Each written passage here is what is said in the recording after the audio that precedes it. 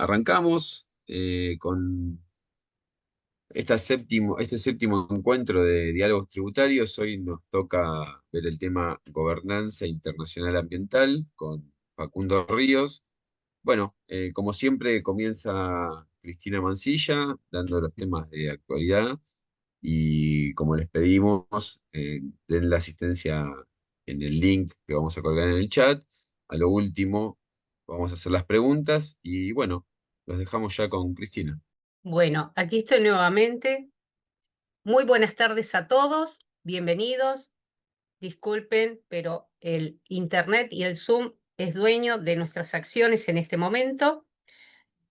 Si les parece, ya paso a compartir con ustedes el material que luego los colegas de capacitación van a poder enviarles, el cual, como verán, lo que busca es un poco hacer un resumen de aquellas novedades más relevantes publicadas en Boletín Oficial, de las cuales entendemos, ¿sí? Tratan de ser una colaboración con respecto a todo lo que se ha venido publicando en el último mes, entre lo que, como ustedes verán, se publicó entre los meses de septiembre y octubre. Esta presentación que estaban ustedes viendo responde a los últimos cortes, ¿sí? A lo que fue la jornada del mes pasado y lo que es esta jornada. Y siguiendo digamos, modificaciones más relevantes, tratamos siempre de presentar novedades impositivas y previsionales que entendemos son de mayor interés para todos los colegas que asisten a esta jornada desde siempre. Y comenzamos con la Resolución General 5759.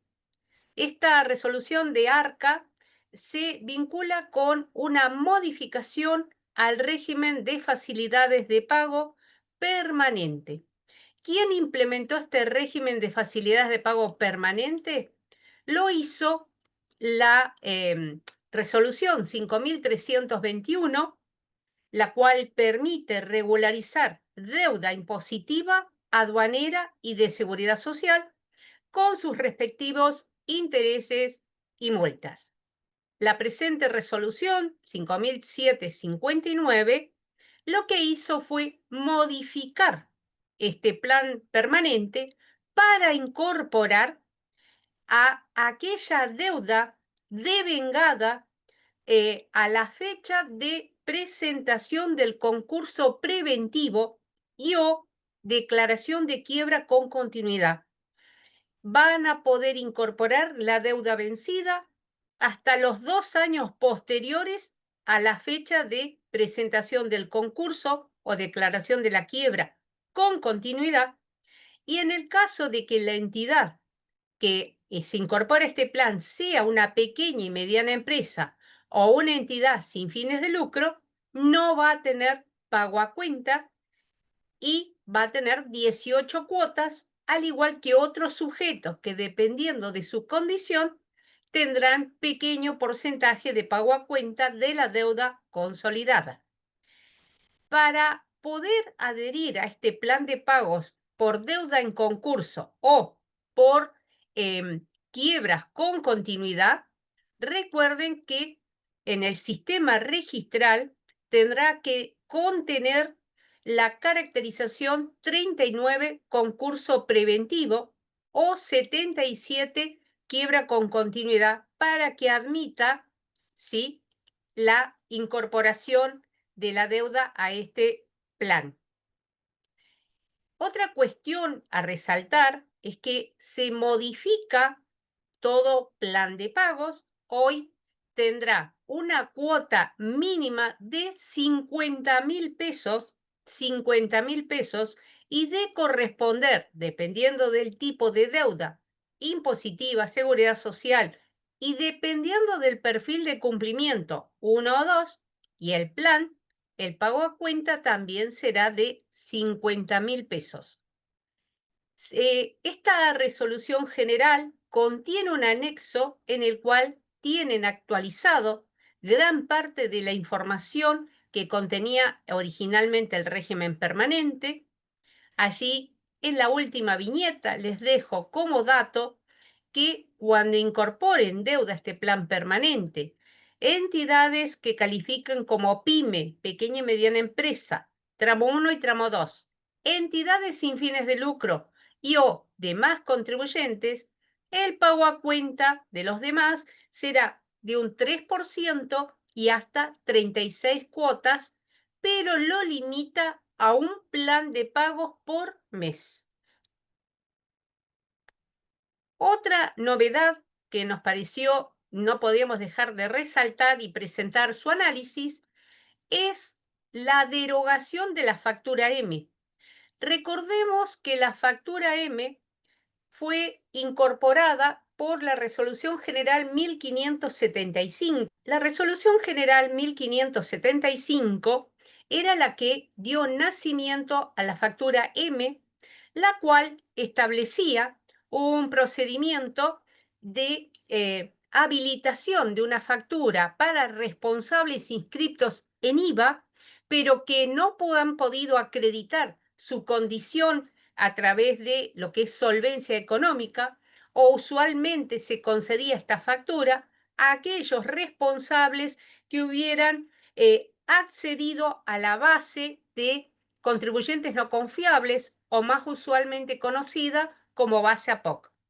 Esta resolución hoy se deroga y la ya Resolución General 5716 flexibilizó las condiciones para habilitar comprobantes a responsables inscriptos, pero algo interesante es que se va a realizar una evaluación preventiva anticipada, la cual establece la posibilidad de controles previos y donde el contribuyente va a recibir una notificación en su domicilio electrónico con algunos desvíos u omisiones que se hayan detectado para que los corrija antes de el control cuatrimestral.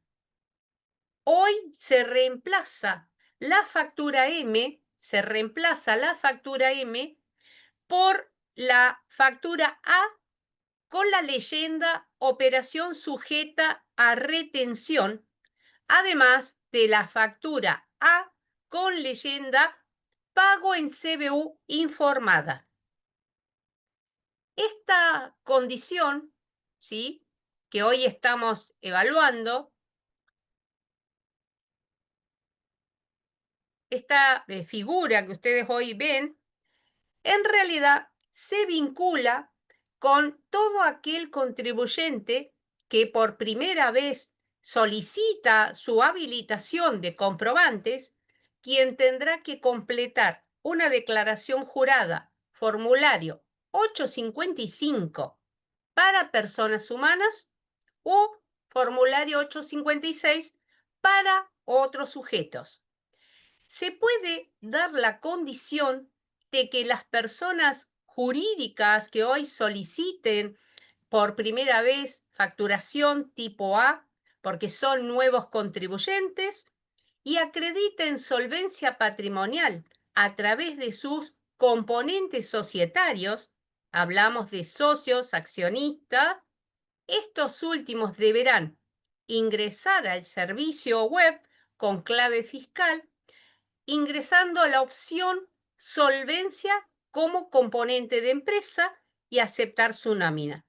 La acreditación de esta solvencia se efectúa cuando se interpone el pedido de factura tipo A y cuyos requisitos son: si se trata de personas humanas o sucesiones indivisas, tienen que estar presentadas las últimas 2 declaraciones juradas de bienes personales vencidas y permite, con la reforma, exteriorizar la declaración jurada que incorpora el REI BP, ese régimen anticipado de bienes personales por los últimos 5 años, pero siempre que el importe de los bienes gravados sea superior al mínimo no imponible, que recuerden, se divide entre inmueble, casa, habitación y otros bienes, en el artículo 24 de la Ley de Bienes Personales. También puedo acreditar solvencia si declaro los bienes en el país, pero me excluye efectivo y artículos del hogar. Y esos bienes situados en el país deben tener valores superiores al 15% del mínimo no imponible. En el caso de que exterioricen inmuebles con garantía hipotecaria, como puede ser casa habitación, estos son excluidos de la prueba de solvencia patrimonial. Es más, tampoco se permitirá agregar bienes que hayan sido cedidos con la nuda propiedad, conservando el usufructo, o automóviles con prenda. Recuerden que si yo acredito solvencia con bienes inmuebles o automotores, la administración evaluará que la evaluación tiene que ser superior al 6%, hoy serían 6 millones, o si el único bien es casa habitación, la evaluación tiene que exceder 21 millones para que el sistema pueda habilitar factura A. Caso contrario, le van a dar factura A sujeta a retención, y si informan un CBU bancario, le van a otorgar factura A con CBU informada. En este procedimiento, para acreditar solvencia, los responsables, que hoy hablamos de personas jurídicas, tendrán que justificar, cuando son sujetos del impuesto al valor agregado, la titularidad o participación en la titularidad de esos bienes inmuebles o automotores. Y cuando este sujeto integre varias sociedades, no puede acreditar solvencia para distintos sujetos. La excepción se va a dar si es titular de una sociedad anónima unipersonal, en cuyo caso podrá hacer extensiva la acreditación de solvencia a otra sociedad adicional. Esta operación, donde se acredita A con la leyenda, es operación sujeta a retención, puede darse que el contribuyente manifieste su disconformidad, la cual tendrá que realizar a través de presentación digital, adjuntando la documentación que demuestre que cumplía los requisitos de solvencia para acceder a una factura A.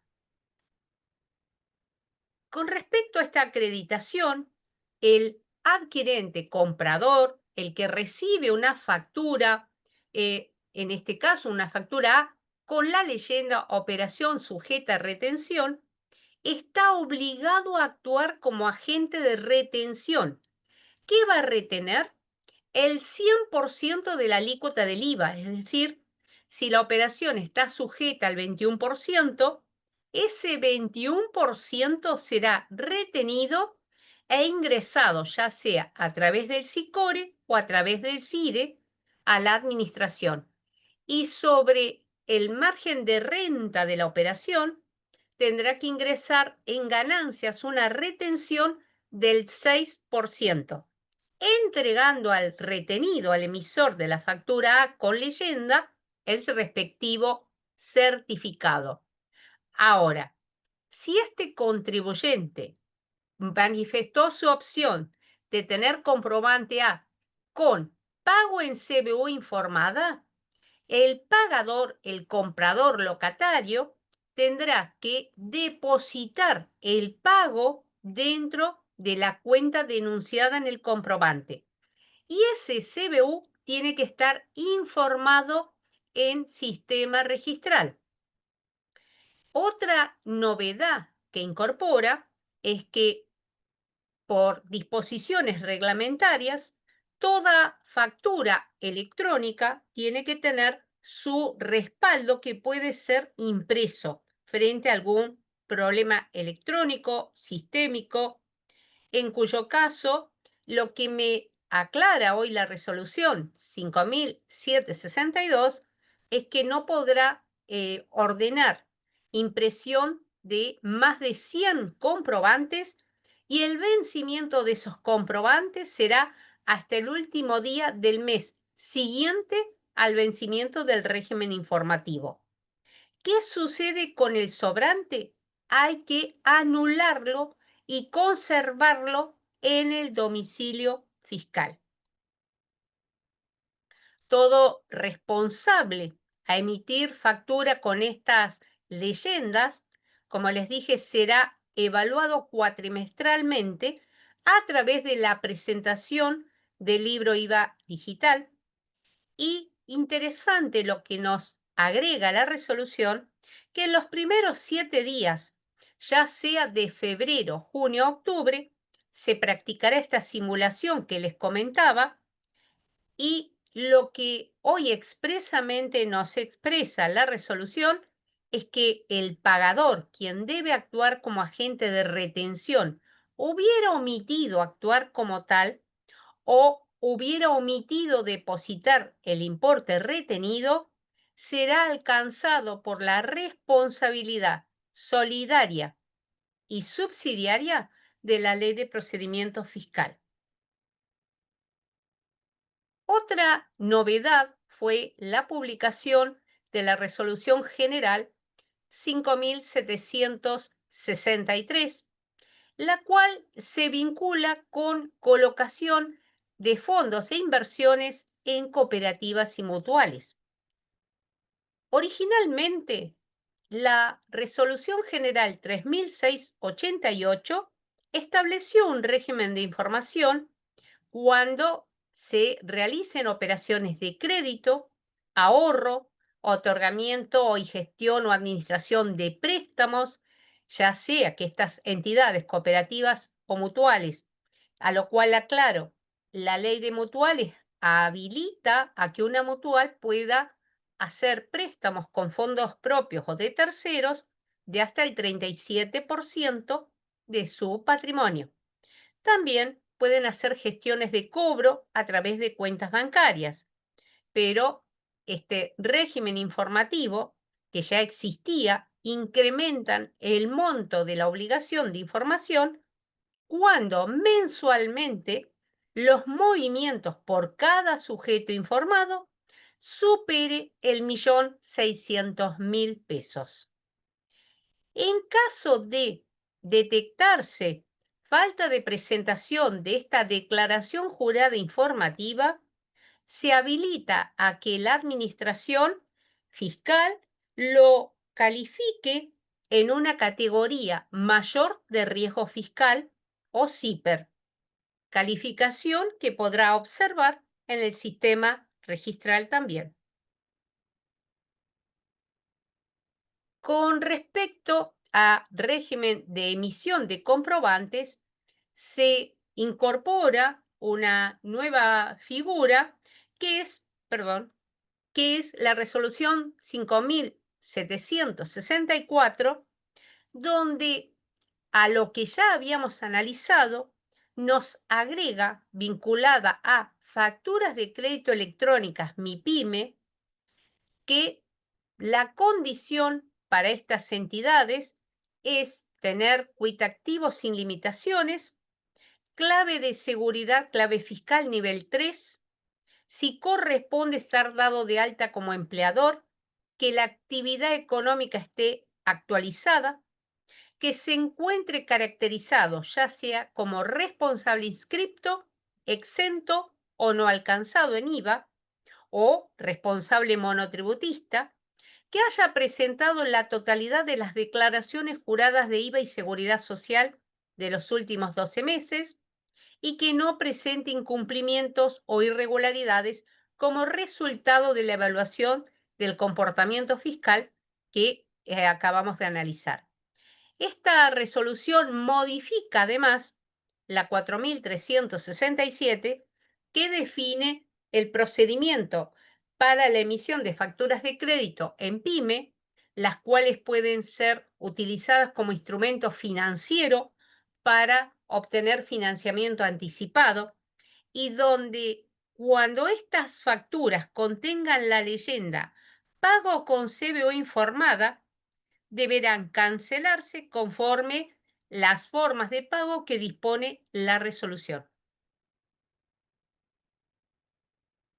Y la resolución general 5765 es una modificación, ¿sí?, a la resolución 5720, la cual implementó un régimen de devolución de pagos del impuesto país o impuesto para la Argentina inclusiva y solidaria. Recordemos que esta resolución 5720 creó el registro de despachos de importación con pago a cuenta no computados a la cuenta de impuesto país. La propuesta era que los operadores de comercio exterior que solicitaran la devolución pudieran registrar las destinaciones de importación a través de la presentación de una declaración jurada de devolución de pagos a cuenta del impuesto país cuando importan bienes. Esta operación tenía un vencimiento al 4 de septiembre de 2025. Hoy, la Administración evalúa la conveniencia de prorrogar estos plazos, sumado a que el Banco Central estableció la posibilidad de ofrecer a estos importadores lo que se denomina bono para la reconstrucción de una Argentina libre o BOPREAL. Estos BOPREAL son títulos en dólares estadounidenses que se van a entregar por servicios pendientes de pago, siempre y cuando la declaración jurada de devolución esté incorporada en el registro hasta el 12 de diciembre de 2023. Pero lo que hizo hoy la norma es extender el alta en el registro, más extender el plazo para presentar la declaración jurada de pagos a cuenta hasta el 19 de noviembre de 2025. Supongamos que el sistema, al momento de presentar la declaración jurada, la rechaza, el interesado podrá interponer una consulta a través del canal Consultas Web en la sección Ayuda y eligiendo la opción Resolución General 5765, Devolución, Importación, Impuesto País, y seleccionando el origen de la operación que da motivo a este pedido de devolución, la cual será resuelta, consulta resuelta, con un plazo de 20 días corridos desde la fecha de ingreso. Y la resolución 5767 se vincula al impuesto a las ganancias.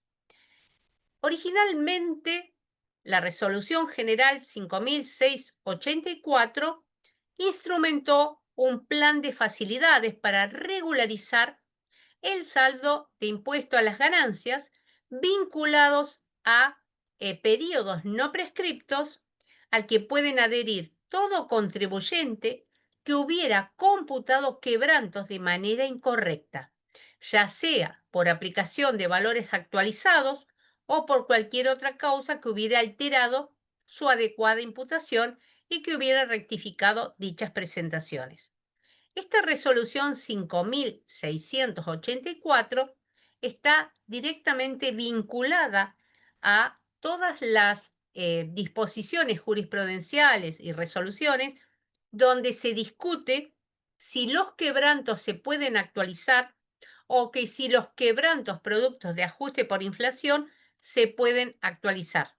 En realidad, esto ratifica la posición del fisco de que los quebrantos no se actualizan. Si el contribuyente rectifica, esto tenía un plazo acotado, por eso, por razones de administración y para facilitar el cumplimiento tributario, se extiende el plazo de adhesión a este plan de pagos hasta el 28 de noviembre del 2025, así como la refinanciación de planes de pago que estén comprendidas en esta norma.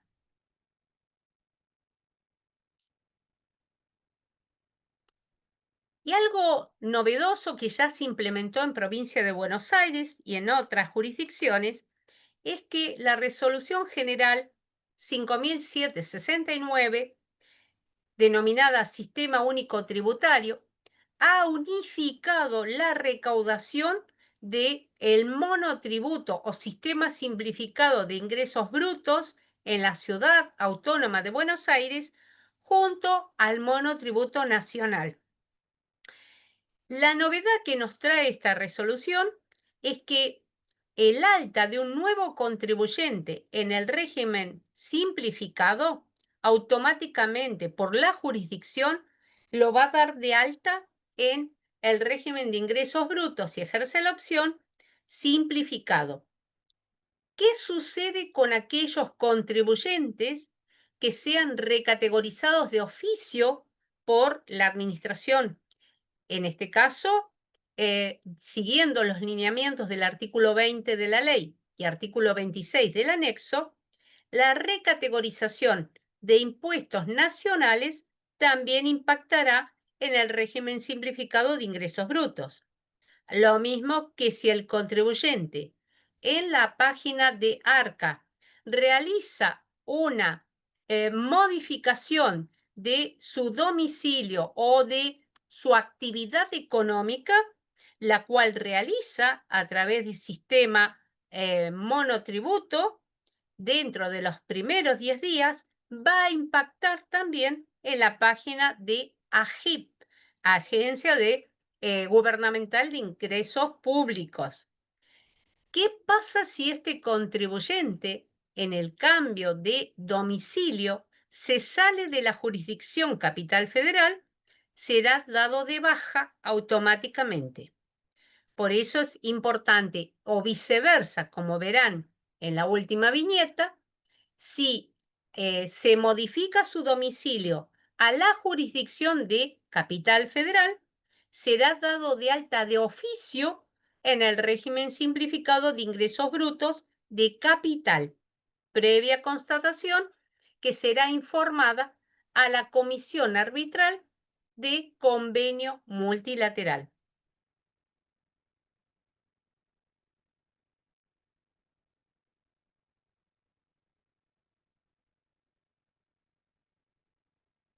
Ay, espérenme que se me salió.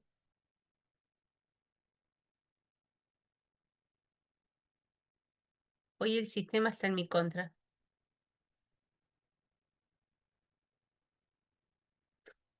Disculpen.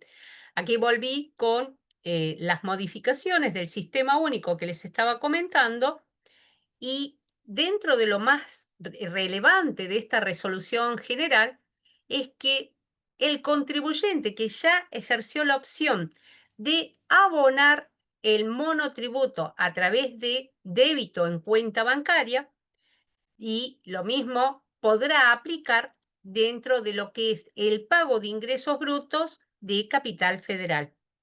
Esta figura es lo que me habilita hoy a poder mantener el régimen y toda modificación será informada por AGIP a ARCA o por ARCA a AFIP. Con respecto a el sistema de información llamado SISA, Sistema Simplificado Agrícola, recordemos que la resolución 4310 es la que reglamentó los requisitos para integrar este sistema de información, donde se incorporó un mecanismo de calificación de conducta fiscal del contribuyente basado en un sistema de scoring o puntuación, el cual es de aplicación periódica en distintos periodos donde se va a evaluar los distintos incumplimientos detectados, ya sean estos formales o materiales, lo que habilite a una incorrecta conducta fiscal. Cuando uno se refiere y quiere averiguar cuáles son, tendríamos que ir a la resolución 4310. Pero aquí resaltamos que cuando la norma se refiere a inconducta fiscal, esta será evaluada a través de ciertos parámetros que establece ARCA y otros organismos intervinientes de acuerdo a sus competencias, donde hoy los estados serían estado 1 bajo riesgo, cuando la categoría en el sistema de perfil riesgo CEFI sea A o B, o estado 2 mediano riesgo, cuando los sujetos incorporados en este SISA sea su primera inscripción, además de tener una categoría distinta a A o B en CIPER. ¿Qué modificó la resolución 5771? Modifica el estado 3 de alto riesgo, donde incluye que van a ser de alto riesgo cuando la entidad haya sido condenada por alguno de los delitos en materia penal tributaria o hayan sido condenados por delitos comunes que tengan conexión con obligaciones impositivas, previsionales, aduaneras, propias o de terceros. Cuando se trate de personas jurídicas, también se va a evaluar la conducta de sus gerentes, administradores, directores, síndicos o miembros del Consejo de Vigilancia, quienes ocupen cargos equivalentes o hayan sido condenados en materia penal tributaria o declarados en quiebra sin continuidad. Y hasta aquí las novedades más relevantes en materia impositiva y previsional. Muchas gracias.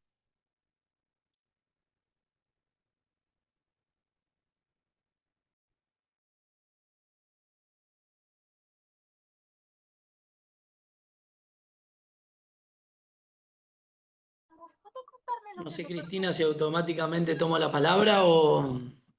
Eh, Estaba creo- Matías. Oh. Matías está Hola, ¿cómo andamos? ¿Cómo va al todo? día, ahí está. Facundo, si quieres puedes tomar la palabra. Muchas gracias, Lía. Excelente presentación, Cristina, ¿eh? Muy clara. Eh, bueno, el desafío que me toca a mí es poder traer un poquito en materia internacional, el trabajo internacional, y empezar a vincularlo con estos diálogos que nosotros vamos a tener, por lo cual voy a hacer un repaso, un breve relevamiento de cómo se va gestando las cuestiones ambientales y cómo van a terminar o cómo vamos a ir terminando en el aspecto relevante de los diálogos que nosotros estamos teniendo en estas jornadas. Para empezar y antes que nada, ¿por qué la importancia del tema ambiental? ¿Por qué la importancia del tema ambiental es fundamental?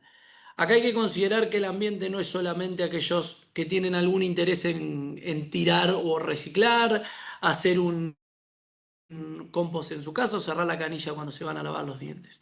El tema ambiental es un tema absolutamente trascendental para nuestra época, es un tema bisagra porque lo que nos plantea es el cambio que tenemos que tener en nuestras estructuras productivas y de consumo y por lo tanto nuestros sistemas tanto jurídicos, políticos, de producción, nuestros sistemas integrados, todo tienen que tener una respuesta al gran problema del dilema de los recursos naturales. Actualmente nuestra humanidad consume más de lo que tiene para garantizar la vida digna.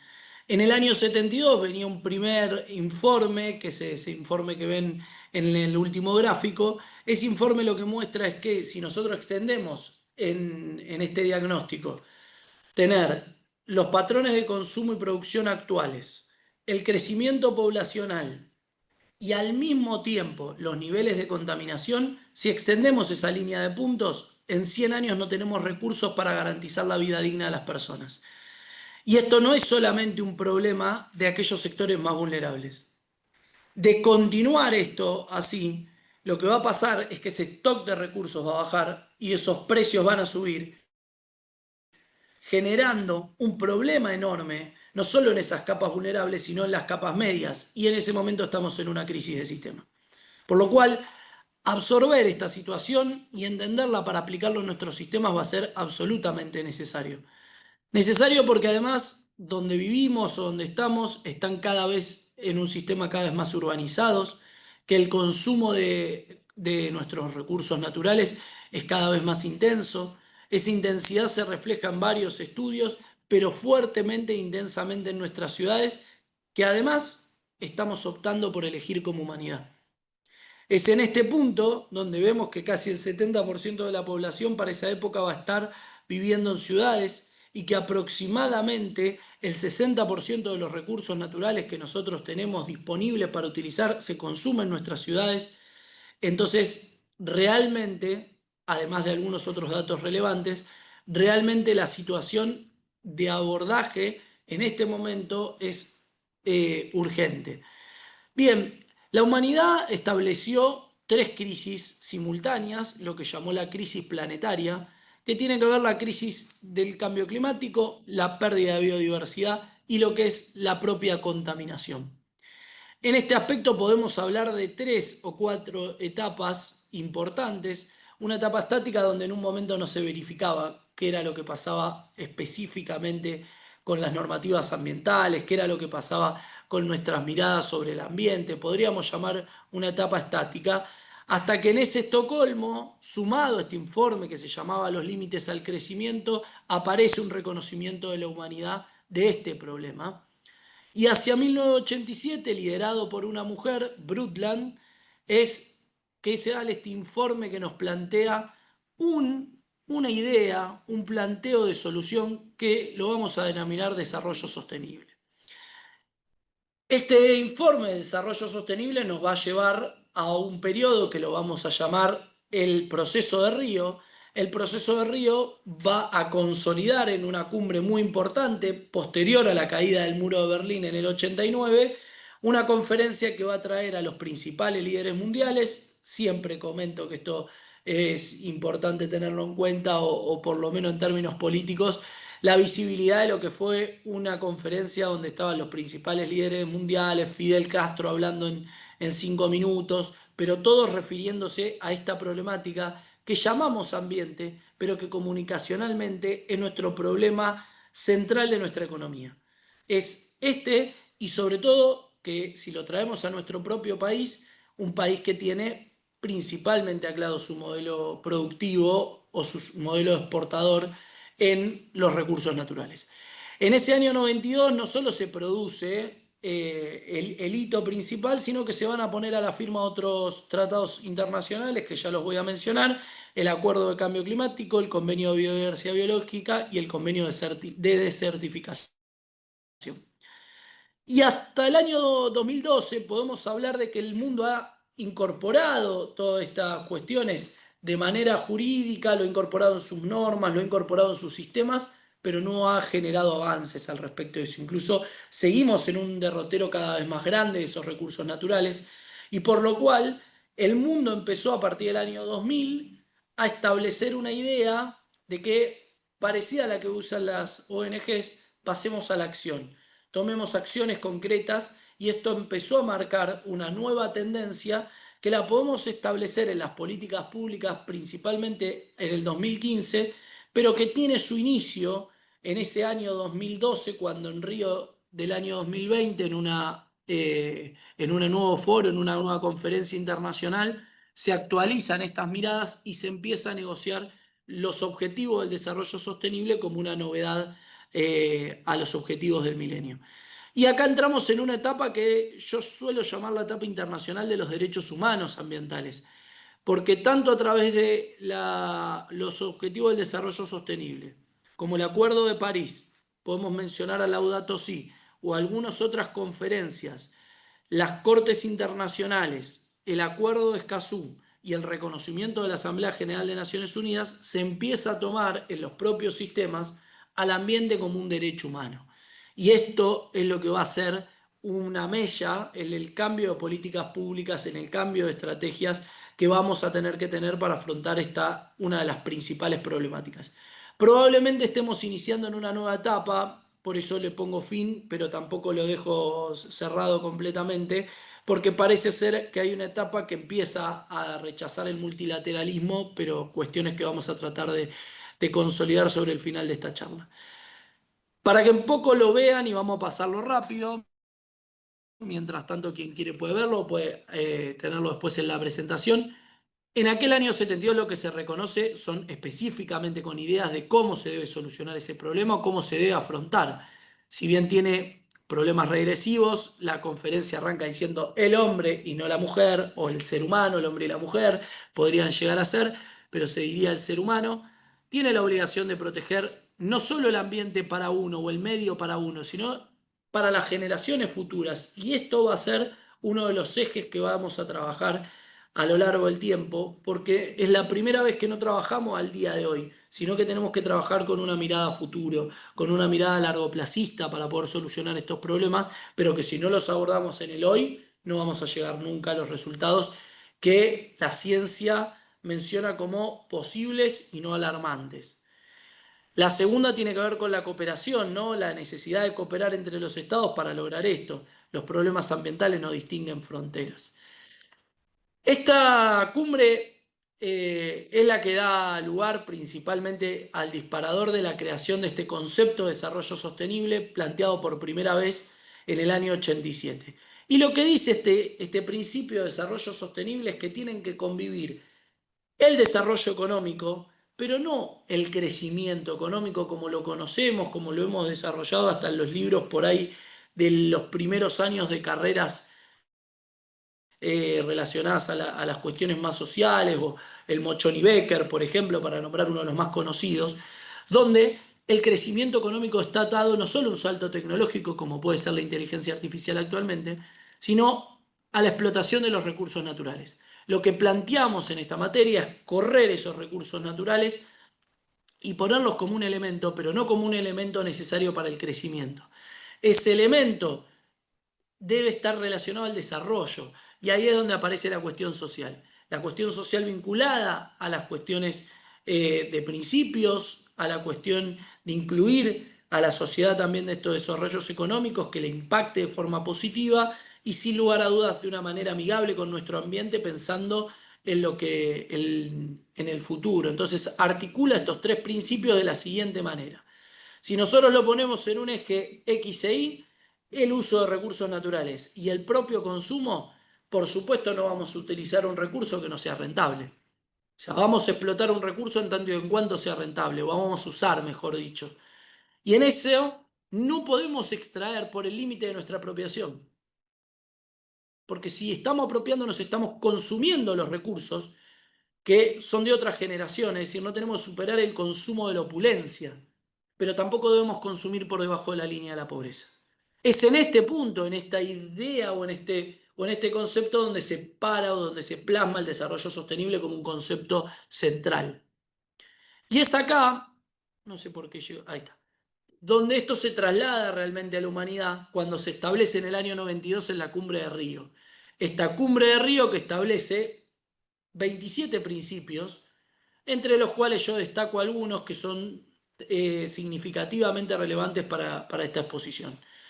En primer lugar, la equidad, ¿no? Este principio de desarrollo sostenible tiene a la equidad, a la equidad intergeneracional como una idea de búsqueda y una equidad de desarrollo y una mirada sobre las generaciones presentes, pero también sobre las futuras.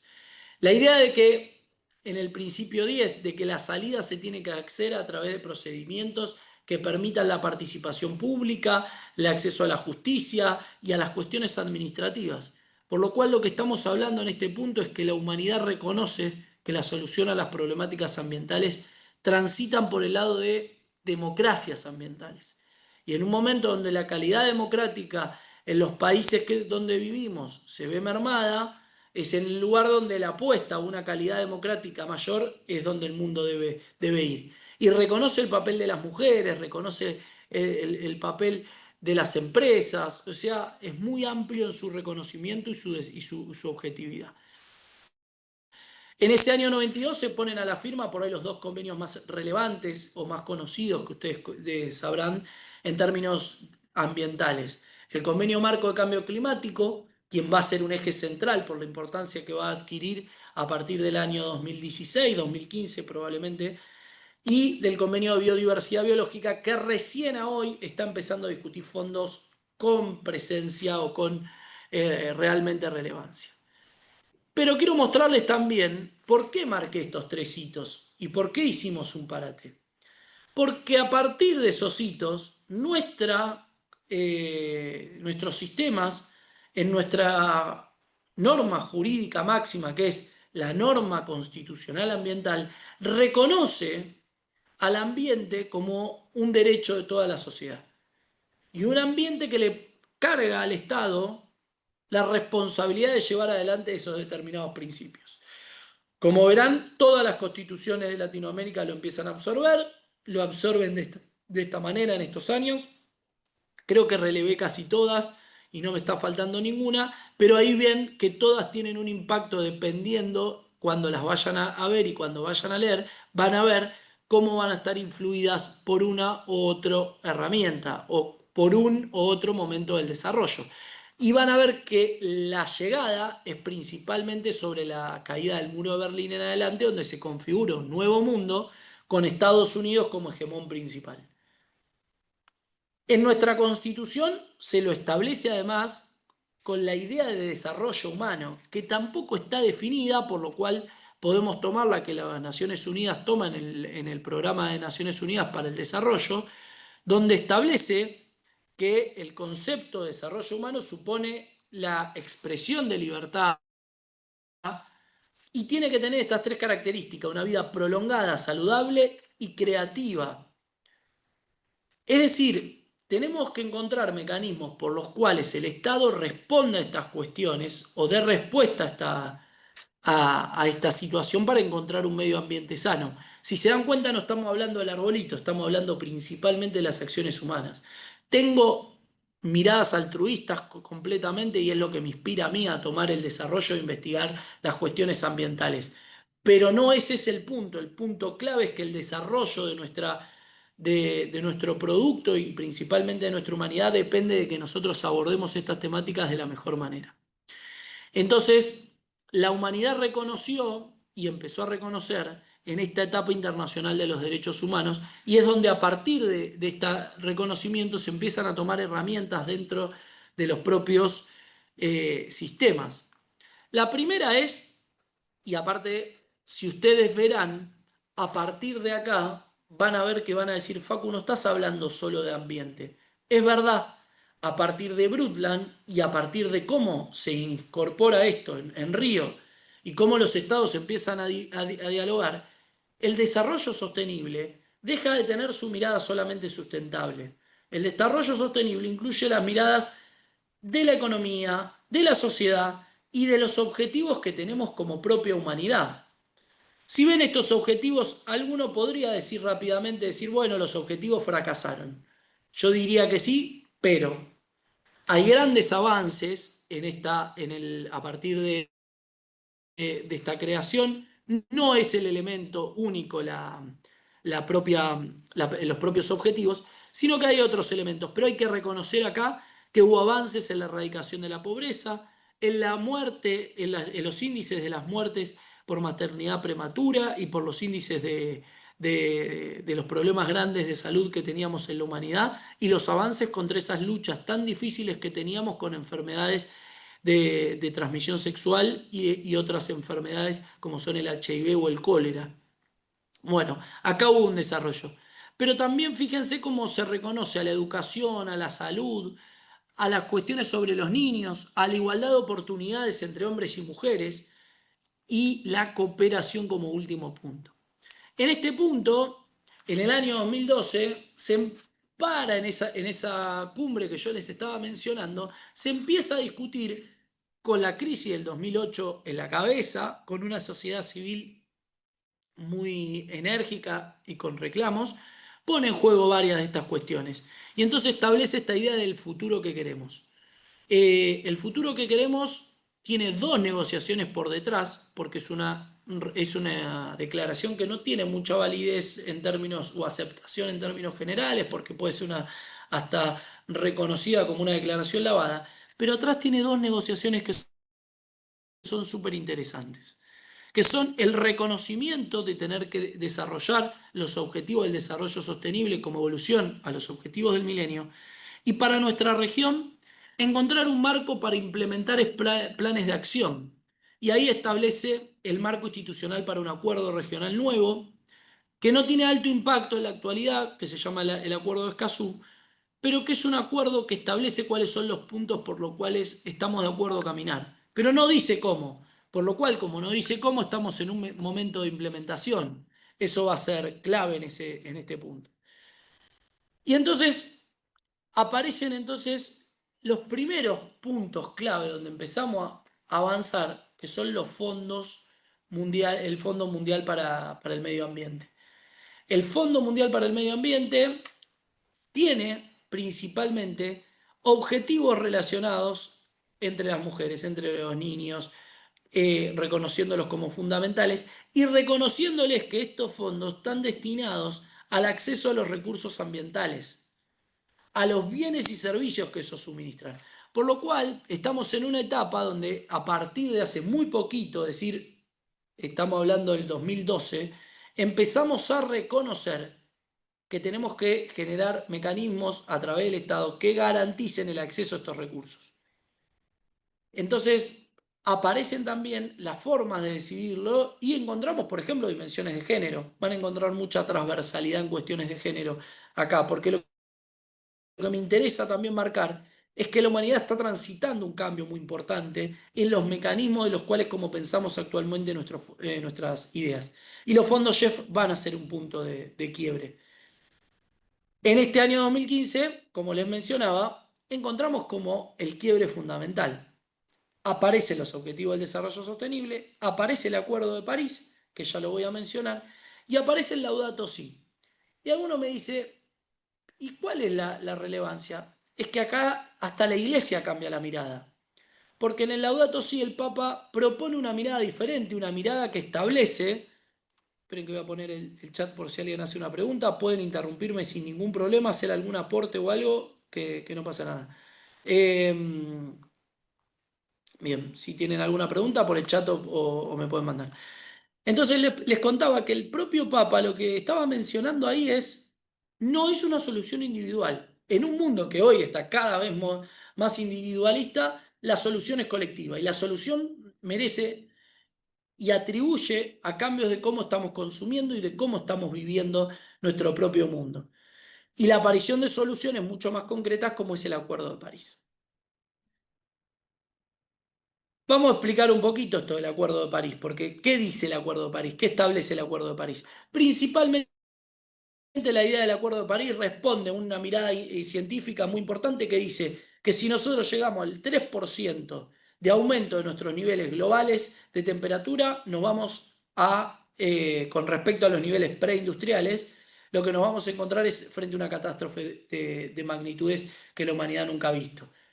Y hoy estamos superando ese 1,5 que es el objetivo que no podemos superar. Esta idea de no superar el 1,5 es el objetivo de un acuerdo tan grande y tan relevante en las discusiones. Estamos a punto de entrar de nuevo en debate por el financiamiento de cómo llevamos esto. Para que se den una idea, uno dice, bueno, se van a inundar las ciudades. El cambio climático es una de las principales causas de los incendios en corrientes, en las sequías que también llevan a incendios mucho más intensos en la Patagonia o las inundaciones tan intensas que vivimos en Bahía Blanca. Antes decíamos, bueno, esto no nos va a impactar. Esto no nos va a impactar y en islas como la de Tuvalu se está negociando a dónde van a ir a vivir sus habitantes porque en pocos años el nivel del mar va a superar sus propios niveles. Aparece el Acuerdo del Desarrollo Sostenible, o sea, los objetivos, esa estrategia de políticas públicas comunes, que hoy algún sector toma como no viable, pero la humanidad sí. Y como mi objetivo no es político, sino es un objetivo académico, la mirada tiene que ir por la mayoría de los estados. Y esta mayoría de los estados reconoce y amplía con objetivos mucho más claros, y ahora vamos a ver por qué tiene otras menores, pero es mucho más claro con sus objetivos, e incluso a cada objetivo le va a incluir metas. Vamos a llegar a 17 objetivos y 193 metas. Y ahora voy a explicar por qué es importante. Porque la discusión venía en dos partes principales. Una es control y supervisión y otra es una que nos trae un poquito más acá. No se habla demasiado de lo que hubo previo a los Objetivos de Desarrollo Sostenible, que fue la discusión de la metodología de financiamiento de esto. ¿Cómo vamos a financiar todo esto? Una de las grandes conclusiones que tenemos es que con el financiamiento público no alcanza, que necesitamos motivar la movilización de los recursos del comercio, del sector privado, que motorice las renovaciones y los cambios estructurales que nuestro modelo productivo mundial necesita. Entonces se llega a un documento final que establece esta idea de que se lleven adelante la movilización de la movilización principalmente de capitales para allá. Así que ahí van a encontrar los principales aspectos, ¿no? Por un lado, cuál es lo que estamos buscando y principalmente 100 metas concretas para llevar adelante esto. Pero que el comercio es un motor para el desarrollo, es decir, cuando estamos hablando en discusiones generales y que incluyen las ambientales, no negamos al comercio, el comercio es gran parte de esto, que es necesaria la cooperación, y de esto voy a hablar, porque esta idea de cooperación financiera y técnica internacional para el desarrollo va a ser clave. ¿Qué es lo que pasa con nuestras deudas externas para dar respuesta a esto? Otro punto clave. Y con los recursos que vienen con el combate a la evasión fiscal y a los flujos financieros ilícitos, es uno de los temas que tiene pendiente nuestra humanidad de combatir en forma cooperativa y conjunta. Esta fue la conferencia que llegó a ese lugar. Por el otro lado, vamos a encontrar la idea de cómo dar respuesta al control y supervisión de los objetivos del desarrollo sostenible. Y esto, como le decía, se establece con metas. Y estas metas se van a establecer con este tacómetro que tiene un semáforo que es verde si se alcanzó, superó la meta, cuando en amarillo la meta sigue en el mismo lugar, o cuando estamos en rojo, que la meta está en tendencia negativa. Y ese punto lo vamos a ver. Si ustedes hacen un poquito más de foco, y sobre todo para que no se aburran, van a encontrar que en los tres, y estos son resultados generales, van a encontrar el ODS 12, el marroncito. El ODS marrón es uno de los centrales. No se diría el más importante, pero sí de los más relevantes. ¿Por qué? Porque el cambio en nuestro modelo de consumo y producción es el desafío más grande que vamos a tener como humanidad. Y ese desafío, como es tan importante, es el único ODS que linkea con el resto de todos los ODS y es el que mayor link tiene con todos. Entonces, mucha atención porque se desarrolla mucho estos temas. Y pareciera ser que la humanidad en el último diciembre de 2024, bueno, estableció 4 aspectos importantes que tenía que ver con objetivos mucho más grandes, perdón, dije diciembre a septiembre, perdón, septiembre de 2024, que en realidad fue a través del desarrollo de la propia Asamblea de Naciones Unidas, donde se lleva adelante, y en esta cumbre del futuro, como una publicación, es la primera vez en la historia de la humanidad que el desarrollo, el tema ambiental, está por encima del tema de la seguridad internacional. Es decir, hoy tenemos tanta preocupación por el tema ambiental que por el tema que surge respecto a una crisis internacional bélica. Está bien, somos mucho más lentos porque el ambiente consume de a poco, va trabajando de a micro aspectos, pero la guerra es mucho más clara. Ahora, en todo este aspecto, lo que es más importante reconocer o lo que es central trabajar es cómo esto se va desarrollando, cómo esto se va a llevar adelante y de qué forma. Entonces ahí ve mecanismos financieros y de igualdad de género también muy reconocidos a lo largo de todo esto porque son temas hoy centrales.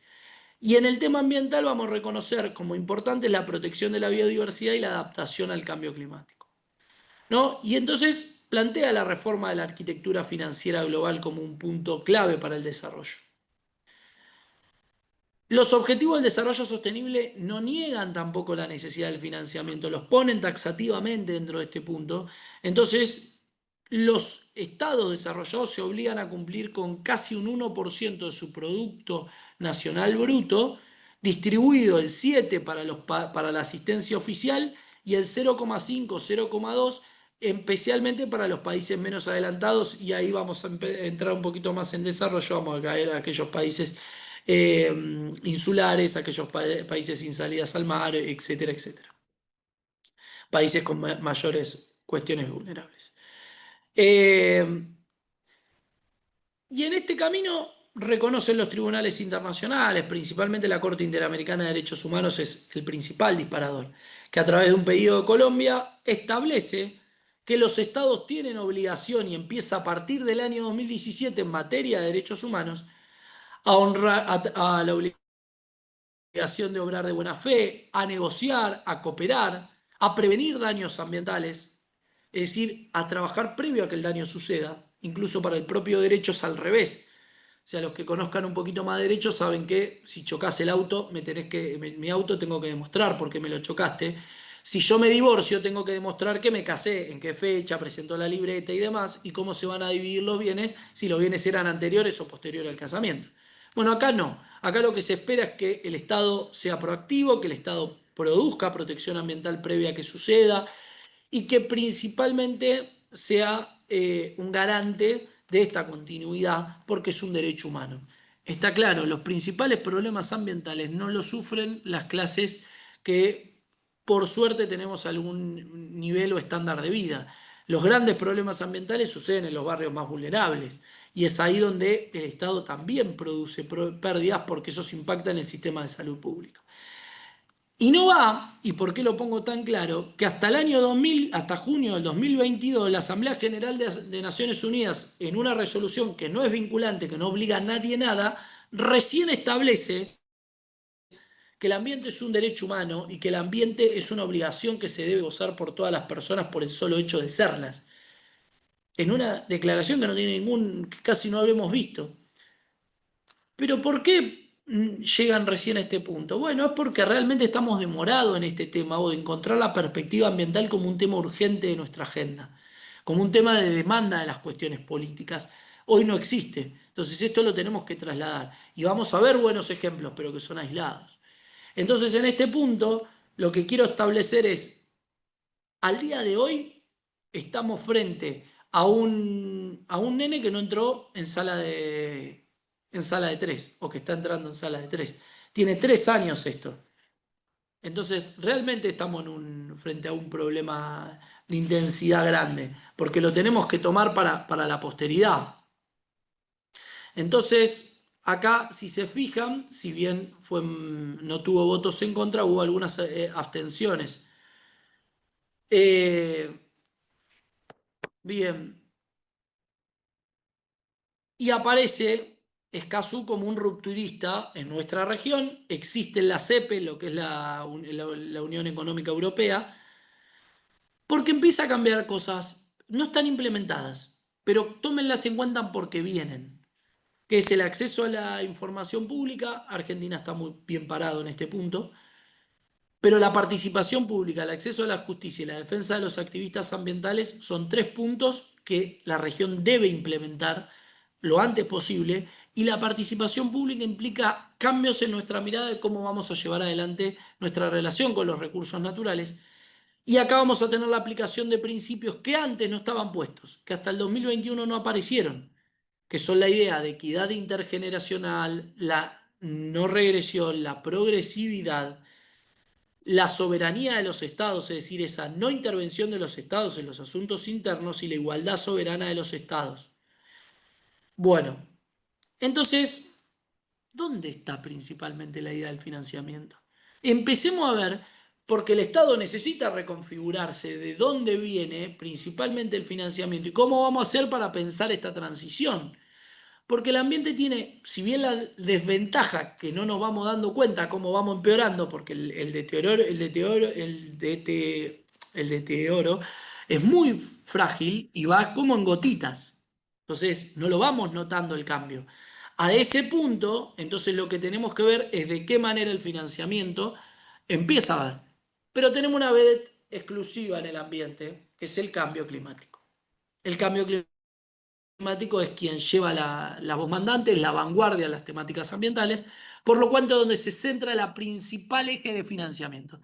Entonces no tiene sentido ir a mirar otro lado, sobre todo porque el crecimiento jurídico y económico del clima es quien manda en esta discusión.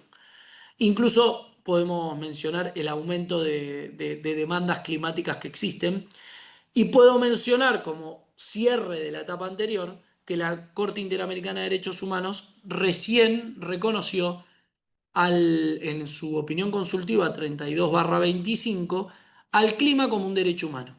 Ya no es solo el ambiente, sino el clima sano como un derecho humano. Bien, entonces para eso vamos a entender un poquito de dónde surge o dónde viene. Un poco es esta idea de lo que veníamos hablando del Acuerdo de París, pero el Acuerdo de París responde al convenio marco. Ese convenio marco pone acá a París en funcionamiento y alienta a las partes generalmente con esta puesta en esta manera, en esta expresión de manera voluntaria, y la idea de elevar los niveles de financiamiento. Vamos a estudiarlos un poquito para conocer de qué estoy hablando y de cómo viene el crecimiento y qué cambió en estas últimas épocas, pero para que sepan qué mecanismos existen.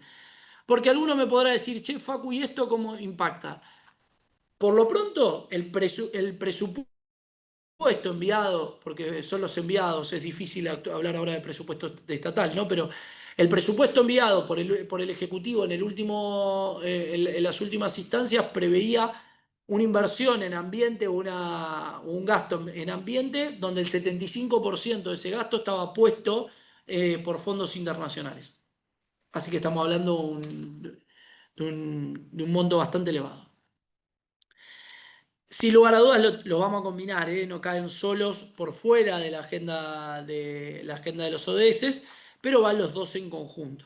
Esta mirada de que los objetivos del desarrollo sostenible buscaban un Producto Bruto Interno por parte de los estados desarrollados, imagínense los desarrollados, los de la OCDE, rápidamente, para ir a cuestiones un poquito más claras. Y ahí en el convenio marco, bueno, la idea de que se espera la movilización de esta cuestión. La idea principal era movilizar entre el 2020 al 2050 100 millones, como mínimo, 100.000 millones de dólares de los estados desarrollados, como mínimo 100.000 millones de dólares para financiar este desarrollo. No estamos cerca ni siquiera de este número para lograrlo, por lo cual se están tratando de buscar metas más ambiciosas y uno de los debates más importantes que vamos a tener tiene que ver con cómo se implementan o cómo se llevan adelante también esos fondos. Porque los estados que recibimos fondos queremos menos control y menos toma de decisión sobre cómo los vamos a aplicar para el cuidado, y los países más desarrollados hasta te quieren imponer el proyecto que vas a tener que hacer. Entonces eso es absolutamente central que lo tengamos acá en cuenta. Y aparece uno de los fondos más importantes. El Fondo Verde para el Clima es un fondo que se crea principalmente de la mano del Convenio Marco de Cambio Climático en la COP16, que es un fondo multilateral que tiene sede en Corea del Sur, es decir, tiene un funcionamiento permanente y va a tener áreas de enfoque. Esto va a ser importante para que lo empiecen a tomar, en dónde van los impactos de las cosas que hagamos en cualquier momento, principalmente en cualquiera de nuestros desarrollos laborales. La mitigación, que tiene que ver con cómo reducimos las emisiones de gases de efecto invernadero, es decir, cómo vamos progresando, y la adaptación, por ejemplo, cómo nos adaptamos para que la inundación de Bahía Blanca no tenga los impactos que tuvo. Ese es el aspecto a cambiar, ¿no? Establece prioridades en los principales problemas. ¿Dónde vamos a tener los principales problemas? Ahí, la energía, ¿cuál es el motor de la economía? Y para Argentina la discusión es clave.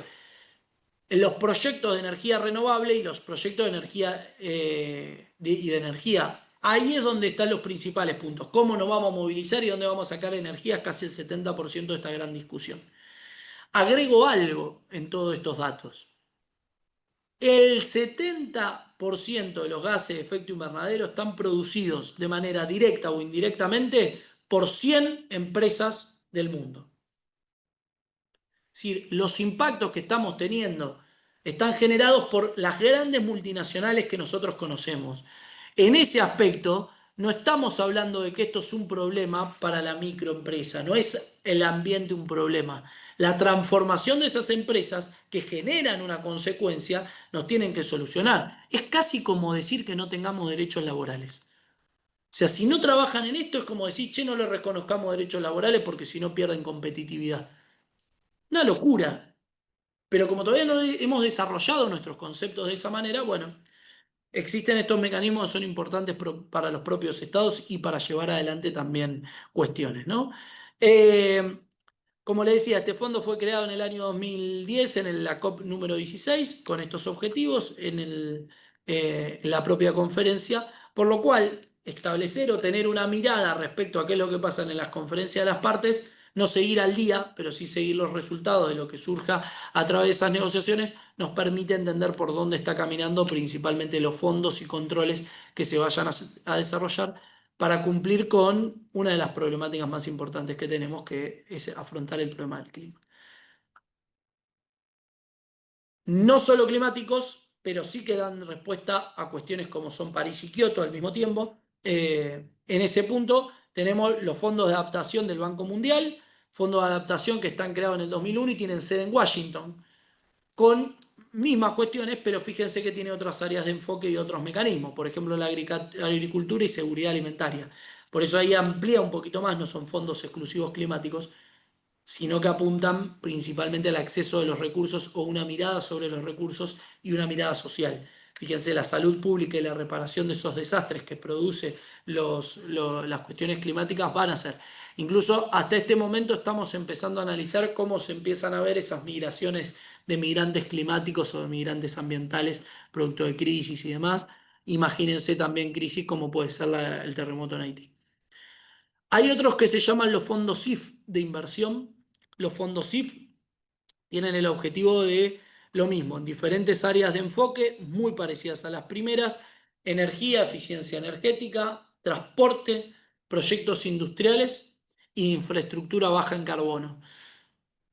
En esta idea, siempre el ambiente no es que viene al día de hoy a paremos la economía, ¿eh? No, no, no, no. La idea ambiental o más desarrollada del ambiente, o de los que intentamos discutir el ambiente con una cuestión un poco más, es esta idea de transición, de que logremos nuestra cuestión a través de una transición, de un mecanismo donde nosotros vayamos caminando hacia los objetivos que establecimos. Bueno, ahí tienen los fondos también perdón, los fondos SIF de alguna manera también acompañando esta idea de cómo vamos a financiar este punto. Por ahí los fondos, y ahí vienen los fondos más importantes, son los fondos JEF, de los que hablamos hace un ratito, y que están destinados a través de mecanismos financieros para dar cumplimiento a los principales acuerdos internacionales. Mencionábamos los más importantes, ¿no? Biodiversidad, cambio climático, Estocolmo, que es el de contaminantes persistentes, el convenio de certificación. Para que se den una idea, perdemos 12 millones de hectáreas, si no me equivoco el número, 12 millones de hectáreas fértiles en el mundo por año. Obviamente tiene lugares más intensos, el Medio Oriente, África subsahariana, algunos desiertos como el desierto de Gobi, que tiene un impacto bastante interesante y desarrollo. Estos fondos JEF también se establecen bajo el marco de cambio climático, de París principalmente, tienen sede en Washington, son permanentes. Ah, y me faltó mencionar el de Minamata. El de Minamata es muy divertido porque siempre les gusta cuando hablo del tema de mercurio, porque los hace recordar cuando éramos chicos que teníamos los termómetros. ¿Se acuerdan los termómetros que teníamos para tomar la fiebre? Que tenían un hilito de color metálico. Bueno, eso era mercurio. Lo que nos perseguían nuestros padres y nuestras madres para que no juguemos con eso, porque la intoxicación con mercurio es muy, muy grave. El convenio de Minamata es un convenio que responde principalmente a ese problema porque se firmó en Minamata, una ciudad muy chiquita de Japón, que sufrió inclemencias del mercurio producto de que había una empresa muy cerca de esa población que tenía residuos de mercurio que los arrojaba al mar. Ese pueblo se alimentaba mucho de los recursos marinos, de los peces, de las algas y de todo lo que surgía a través de la biodiversidad marina, era uno de esos fundamentos. De ahí surge la contaminación o la prohibición de contaminación de mercurio. ¿Se sigue usando? Sí, pero progresivamente va escalando. Por eso aparecieron los termómetros electrónicos y bueno, pues la nueva tecnología producto de la pandemia, ¿no? Este programa o estos fondos tienen programas específicos. Tiene uno para el cambio climático, uno especialmente para los países menos adelantados y el programa de pequeñas donaciones, que son iniciativas de la propia sociedad civil para poder llevar adelante esto. Pero fíjense cómo la humanidad está viendo, ¿no?, al cambio climático como un eje principal y por el otro lado los países menos adelantados en ese punto. Para que se den una idea simplemente del convenio, divide a los países con una idea porque esto es importante marcarlo. Hay un principio que se llama responsabilidades comunes pero diferenciadas. Porque si no estamos hablando de cambio climático, si miramos los datos por estado, Estados Unidos es el país mayor contaminante de la historia, pero hoy China es el que mayor contamina, logrando un cuarto de las emisiones de gases de efecto invernadero de toda la humanidad, solo China. En esa división, los estados decidimos, si nosotros como región, por ejemplo Latinoamérica del Caribe, es una de las principales afectadas por las cuestiones del cambio climático, si yo no hice este lío, ¿por qué tengo que estar pagando? ¿Por qué me mandás y volviendo con nuestros padres, por qué me mandás a la penitencia si el que rompió fue mi hermano? Bueno, este es exactamente lo mismo, por eso se divide las obligaciones de cada uno en países anexo 1, que son los de la OCDE más 12, las economías en transición, anexo 2, que son los países de la OCDE, y los países no anexo 1, que son el resto de los países en los cuales estamos incluidos. Solamente para que lo tengan en cuenta, en Kioto se establece un listado efectivo de cuáles son los gases de efecto invernadero, cuestiones muy técnicas que no tienen sentido profundizar, pero sí que está bueno que las tengan en la información, en los protocolos, y cómo esto también tiene su impacto dentro de cuáles son los objetivos, cómo se deberían ir, qué deberían hacer, pero bien que no tienen lineamientos obligatorios. Ya vamos a ver cómo se llevan adelante, pero la mirada principalmente es de ver cómo incluimos estos gases de efecto invernadero, pero para reducir este 5% aparecen algo que ustedes deben tener súper conocidos, que son los mercados de carbono. Ahora vamos a hablar de ellos porque son un tema central. Entonces, esto va en esta búsqueda, ¿no? No se olviden de tratar de movilizar esta cantidad de dinero tan importante. Bueno, esperen que ahí vamos. Un segundito. Bien. Mercados de carbono. Vamos a hablar cómo damos respuesta principalmente a Kioto. Entonces, ¿qué es lo importante acá trabajar? En los mercados de carbono vamos a tener, como en cualquier mercado, un comprador y un vendedor. El comprador va a ser aquel que produce o genera a través de sus emisiones, de sus producciones, emite gases de efecto invernadero. Si hablamos de los mercados voluntarios, que son los más conocidos, vamos a estar hablando de los propios estados, que aquellos estados que emitan por sobre sus posibilidades, lo que va a hacer es que aquellos que emiten por debajo de sus posibilidades tengan un cupo. Ese cupo que sobra son bonos de carbono.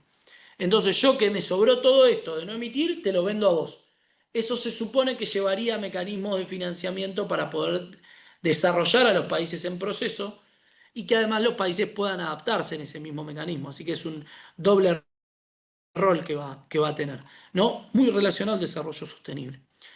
Entonces, el vendedor va a ser cualquiera que desarrolle un mecanismo por el cual genera o absorbe gases de efecto invernadero.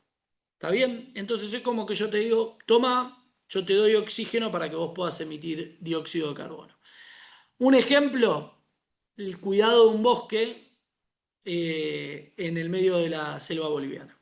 Un mecanismo, un proyecto de cuidado del bosque de la selva boliviana. Eso puede recibir una cuestión. Existen mecanismos formales, estos están, por ejemplo, en México. En México están bastante desarrollados en varios estados, y Estados Unidos, las empresas de Estados Unidos, algunas son grandes compradores del mercado voluntario. Es decir, el mercado voluntario, como les explicaba, son las iniciativas privadas que intentan dar mitigación al cambio climático, que están dando batalla, y estas no tienen regulaciones específicas, pero trabajan en materia de la compra-venta. Por el otro lado tenemos los mercados regulados, los mercados obligatorios, que es donde participan los gobiernos, donde sí hay obligación de dar cumplimiento a esto, y acá en estos mercados voluntarios se pasan y se emiten esas cuestiones. Bien, en el mercado voluntario funciona exactamente igual que el mercado, ¿no? O sea, yo certifico que a través de certificaciones muy importantes y con mucho desarrollo, podemos ponerla en alguna de las preguntas si quieren, en ese punto, en ese desarrollo tan complejo, certifica y emite el bono, que después una empresa va a comprar y va a decir, bueno, yo tengo un bono que tiene un propio valor de mercado, ¿eh? O sea, el bono finaliza en algún momento, por ejemplo 2050, bueno, en ese momento sigue teniendo un valor de mercado y se pueden vender y se pueden establecer. Bueno, acá el objetivo de reducir las emisiones de gases de efecto invernadero son las que establecía para los anexos 1 en el 5%. Por eso, lo que vamos a necesitar acá es que intentemos cumplir esto a través de estas cuestiones. Hoy el que rige es el París, no quiere decir que Kioto dejó de funcionar, inclusive cuando hablamos de las COPs se van dando discusiones sobre los 3 acuerdos en conjunto: el Acuerdo Marco, París y Kioto. Bien, entonces, ¿cómo se certifica esto? Porque acá está principalmente los fondos. La forma de certificación comerciable, que representa la eliminación de 1 tonelada de dióxido de carbono, muy técnico, pero son los estándares generales que se utilizan, se miden a través desde un proyecto, emite un tipo de deuda, lo puede hacer a través de instituciones públicas o privadas. Muchos bancos, en esto es importante porque cuando establecemos mecanismos que están regulados jurídicamente, nos permite también cobrar impuestos a través de ellos. Existen mecanismos por los cuales todo esto funciona y se lleva adelante. Existe un propio mercado atrás de todas estas cuestiones. Adelanto más, había mucho interés, o hubo mucho interés en los últimos gobiernos, en los 3, de poder constituir un sistema regulado. Este gobierno lo ha establecido, lo ha puesto como objetivo dentro de la ley ómnibus o la ley bases enviada al Congreso, estableció la idea del mercado de carbono. Bueno, los bonos verdes que van a encontrar, porque acá vamos a encontrar nombres y los voy a decir, establecen créditos verdes. Bueno, pueden ser instalaciones renovables, como habíamos dicho, pueden ser la protección de un bosque, la eficiencia energética en el desarrollo de un programa, el transporte eléctrico, como puede ser este punto, o la gestión de residuos. En cualquiera de los 4 ejes se emiten bonos verdes y son totalmente comerciables y legales y de curso legal. ¿Cómo es el mecanismo de desarrollo acá? Voy a dejárselo simplemente como elemento para poder cumplir con el horario, donde va a haber un desarrollo del proyecto, un diseño, una aprobación dependiendo de la autoridad nacional designada, un ente validador que va a operar sobre eso, se va a establecer un registro, una validación y monitoreo, y recién ahí vamos a hacer la emisión del CER. O sea, vamos a tener un riguroso cumplimiento, porque a diferencia de otras cuestiones, no es que tenemos el activo por otro lado. El activo está en el bosque. Por eso, supongamos que yo tengo un bosque, que no es lo mismo que una represa que ya emitió el oxígeno al transporte. Cuando yo tengo un bosque, el bosque lo va a emitir de acá a 2050. O sea, yo tengo mucho riesgo en ese bono, porque si le agarro un hongo al tronco del árbol y se me pudre los árboles, perdí la inversión, el bono pasa a valer 0. Bien, ¿qué requisitos tiene? Bueno, hay instituciones realmente internacionales preparadas para esto. Hay algunas que yo suelo mencionar, pero que son bastante interesantes. Argentina tiene un foro anual donde coincide con varios países, entre ellos México, que es uno de los que tiene mejor desarrollado este sistema, donde discutimos estos aspectos y donde principalmente el mercado voluntario, mercado que no necesariamente tiene el impulso del Estado, bueno, ahí hay el ejemplo para llevar. Los precios, como le dije, lo mismo que el propio mercado, lo va a establecer el propio mercado y va a tener los riesgos que acabo de mencionar. Por lo cual el mercado va a establecer eso y uno cuando tenga un bono verde o quiera desarrollar un proyecto, ningún problema, se suele contratar a consultoras que llevan adelante esto y en algún punto ahí es donde presionamos y cerramos definitivamente un precio en una negociación. Bien. Acá van a ver el modelo. No lo tengan, aquellos que no tengan muchísima intención de seguir profundizando en esto, perdón, los que tengan intención de seguir profundizando en esto, se lo dejo para que vean más o menos cómo se lleva ese cálculo y se establece para poder compensar. Un bono equivale a una tonelada de, de TNCO2, que es el equivalente ahí a las emisiones que nosotros estamos viendo. Esto es un valor de mercado general que se va a establecer. Bien, eh, ¿cómo funciona o eso? ¿Cuáles van a ser sus características principales? Bueno, ese camino que yo les estaba estableciendo, después lo va a establecer el propio mercado y tiene estas características que ustedes ven ahora en pantalla con cuáles son la emisión, cuánto representan, cómo se lleva adelante, cómo se calcula. Es decir, estamos frente a un mercado que tiene bastante solvencia para llevar adelante estas cosas. Son bastante complejos, no es fácil emitir un bono verde y además un bono verde que imagínense que tiene que comprar a alguien. Entonces eso tiene un desafío bastante importante. Vamos a ir y ahora me quiero ir un poquito más a los estados. ¿Cuál es la respuesta que tienen los estados ante este problema? Porque acá sí hay un punto clave. Bueno, la Unión Europea pone el Pacto Verde Europeo como ese eje central en todo esto, teniendo en cuenta, fíjense cómo aparece de nuevo, además de las cuestiones ambientales, las cuestiones de género y comunidades. La idea de establecer lógicas de toma de decisión o lógicas democráticas un poco más abiertas es uno de los puntos clave de nuestro desarrollo. Bueno, la idea era llevar un aspecto, un acuerdo entre toda la Unión que pueda llevar ese 2050. Bueno, en esas se incluye o se incorporan las ideas de las iniciativas del sector privado y del sector financiero con el rol fundamental para cumplir ese punto.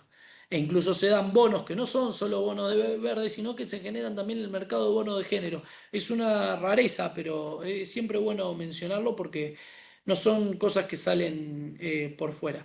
Y todas estas también con claramente estos objetivos que ustedes están viendo en este punto. Bien. Vamos a la hora. Impecable. Bueno, el sector financiero. Para este punto, ¿dónde se financian o qué proyectos se financian van a ser claves? Van a ser elementos centrales de nuestro elemento decisorio. Y los bancos van a tener que tener una mirada, no solo los bancos centrales, los bancos públicos, sino también la banca privada, tiene que tener una mirada de sostenibilidad. Así que se crean líneas específicas que tienen mejores condiciones crediticias o mejores tasas que permiten acceder a proyectos de alto impacto en materia ambiental. Bueno, pero tenemos una cosa que es muy interesante cómo se ha desarrollado. El cumplimiento del ambiente empieza a poner de la mano de la Unión Europea, hasta hace poquito, empezó a decir, bueno, podemos imponer impuestos porque nosotros nos estamos autoexigiendo demasiado, estamos perdiendo competitividad, tema que vamos a hablar en breve, estamos perdiendo competitividad, entonces hagamos un ajuste para poder, perdón, hagamos un impuesto para poder generar una cuestión equilibrada. Y crea lo que se llama el ajuste de carbón en frontera, una gran discusión que en Argentina no llega tanto, que sí tuvimos en la Cámara Argentina de Exportadores hasta hace poco, porque principalmente impactaba el acero y son la que puede vender acero y cemento para la Unión Europea, entonces el impacto era menor en los actores de mercado. Pero sí es un punto clave porque si se desarrolla vamos a tener otros aspectos como es la trazabilidad de productos que no provengan de zonas desertificadas. Es decir, donde el avance de la frontera agrícola establece, bueno, la Unión Europea te va a impedir eso. Máxime cuando estamos a punto, si todo se da, que en diciembre firmamos el Pacto Unión Europea-Mercosur. Ya estaríamos en condiciones, pareciera ser, o algunos analistas establecen que tendremos condiciones en diciembre para la firma, para la aprobación o la ratificación, perdón, no la firma, que ya está hecho. Bueno, el sistema es muy sencillo. ¿Yo cómo produzco? Bueno, cuando vos entrás tu producto a la Unión Europea lo que va a hacer es hacer un cálculo de la trazabilidad de tu emisión de gases de efecto invernadero, cuestión que cuestiona hasta Estados Unidos porque dice tu cálculo no me sirve, pero pero la Unión Europea dice, bueno, mi cálculo es adentro mío. Y entonces calcula la diferencia entre las emisiones que vos llevaste adelante para fabricar tu producto, te lo cobro como impuesto para entrar a mi mercado. La realidad es que tiene dos miradas. Una es, che, qué bueno el ambiente. La segunda es, qué poco competitivo me vas a hacer a los demás y qué desventajas competitivas ponés. Sobre todo en el momento donde la OMC no está funcionando, donde la OMC no tiene designado a los tribunales de apelación. Acá hay un aspecto que es central. Y el otro es ambiental, es decir, ¿por qué me obligás a mí, que somos los países que mayor nos tenemos que desarrollar y tenemos que reconvertir nuestra industria, que nuestra industria es la más sucia o la más marrón, ¿por qué nos obligás a nosotros? Acá hay un problema. Vos tenés que financiar a través de esta idea del principio eh, de responsabilidades comunes pero diferenciadas. Entonces, hay una discusión muy grande. Creo que está, no me acuerdo ahora porque la pasamos, pero casi seguro los líderes de esa discusión habían sido India y Sudáfrica. Sobre todo, porque bueno, están ahí, y como verán y como habrán leído, bueno, estos mecanismos tienen sus discusiones y están tratando de ver cómo se posterga la implementación, ¿no? Eh, un caso, dejo un segundo más la Unión Europea antes de irme a un caso de éxito. Eh, y la Unión Europea ahora lo vamos a ver, pero es el principal eje también. Acá se estudia el cambio el viraje político que tiene la Unión Europea, lo vamos a tener, lo vamos a ir viendo acá, y eso quiero remarcarlo porque es un tema bastante importante que nosotros tenemos que trabajar hoy. Porque a partir de ahora, después del informe Draghi, la Unión Europea está como estableciendo o mirando qué es lo que vaya a pasar con la competitividad para dentro de su Estado. Están perdiendo con China, la competitividad, por ejemplo, principalmente en la industria automotriz, es donde el principal factor del problema de la economía alemana, tercera economía del mundo, primera economía de la Unión. Bueno, acá es un tema y un eje central que tenemos que verificar. Y acá les propongo estudiar un caso de éxito, lo que se llaman los bonos azules. Los bonos azules son unos bonos que se establecieron en Belice y que tuvieron un éxito bastante paradójico porque se llevó producto de la enorme deuda que tenía Belice, que se generó que logró generar 180 millones de dólares para la conservación marina durante los próximos 20 años posterior a la firma. La idea era proteger el 30% de la zona marina exclusiva de Belice. Creó un fondo específico de sostenibilidad, un fondo que si quieren profundizar la estructura del fondo está armada ahí, para aquellos que quieran ver cómo se estructura un fondo de manera institucional. Bueno, ahí está el fondo que estableció, lo hizo a través de Nature Conservancy y el gobierno que llevaron a cabo una deuda, la emisión de deuda de 364 millones de dólares, reduciendo la deuda pública a 12% del Producto Bruto Interior. Esto es absolutamente rupturista porque le cambió la economía al propio Estado, y en ese punto lo que encontramos es especialmente al Estado de Belice con otra situación y un desarrollo de determinados proyectos que le permiten también redirigir su mercado productivo, redirigir su mercado laboral, establecer mecanismos por los cuales se pueda avanzar sin generar un gran problema. La institución que llevó adelante esto fue el Credit Suisse, fue que creó que otorgó los créditos o estableció el bono, y el sistema de ahorro. Bueno, lo que se estimó es que va a llegar a este orden. La verdad que es un caso sumamente de éxito por parte de Belice, y es una idea inteligente para cuidar el ambiente y al mismo tiempo poder discutir cuestiones fiscales que realmente son grandes. Y para cumplirles con el horario, yo quiero ir a empezar a reflexionar. O sea, esto son ideas que me gustaba que tengan como estructura o base para trabajar, pero hay algo que me parece central y que sobre todo en los países de nuestra región estamos careciendo. Hay algo que el derecho o el esquema internacional que establece el propio ambiente es una forma eficaz y es una forma a promover, que es la interfaz ciencia-política. En la Argentina y en la región tomamos decisiones al revés. Tomamos decisiones basadas en las ideas de la política y la ciencia analiza los impactos de eso, lo cual tiene que ser al revés. En nuestros sistemas internacionales, aunque con las diferencias que eso contrae, las ideas, las diagnósticos los establecen los paneles científicos internacionales, proponen políticas públicas, y la política es la que negocia para tratar de llegar al objetivo lo más cerca posible. Pero no es un joven que llega, es director de un lugar y trata de refundar la política de ese lugar, sino que tiene que tratar de llevar adelante la política. La gestión no es inventar, la invención está en carga de la ciencia. Pero atrás de eso está la complejidad de las relaciones que tiene que tener nuestra sociedad y las relaciones intensas que tiene que tener para tener una vida o un modelo productivo que nos convoque a todos, un espacio político que nos entienda, por lo cual lo que hay que pensar es cómo nos empezamos a interrelacionar en un mundo que cada vez nos da más oportunidades.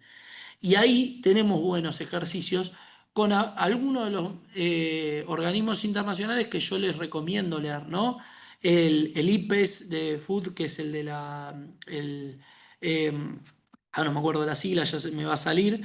El IPES, que generalmente estudia cuestiones de la naturaleza, el Panel Internacional de Recursos, y finalmente el IPCC, y el más importante, el panel más importante en términos de visibilidad, ¿no? Porque los cuatro son absolutamente significativos. El Panel Internacional de Cambio Climático, que es el que establece estos diagnósticos que nosotros estamos viendo absolutamente alarmantes.